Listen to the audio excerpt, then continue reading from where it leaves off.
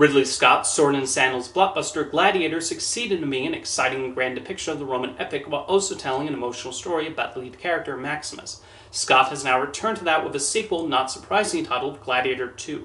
A lot of the scope and spectacle has returned, and he has not lost any of his love for mounting these massive set pieces set in this ancient time period. Even as the sequel wrangles a lot of characters together, there's still intrigue in the political turmoil in Rome, although the emotions are not quite as high as they were the last time. The film is at its strongest in the first half, as Scott slides right back into that world.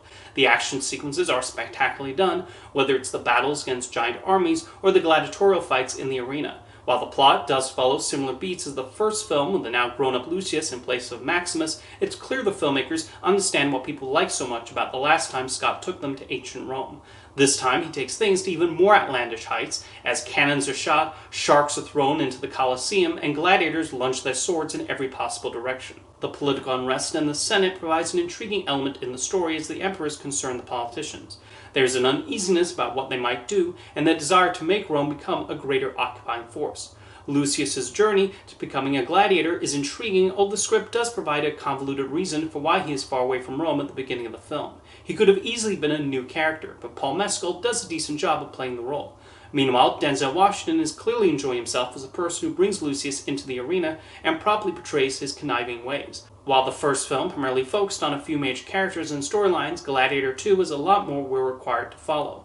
While this sounds daunting, it's easy to figure out each character's motivation and arc and their role in the overall narrative.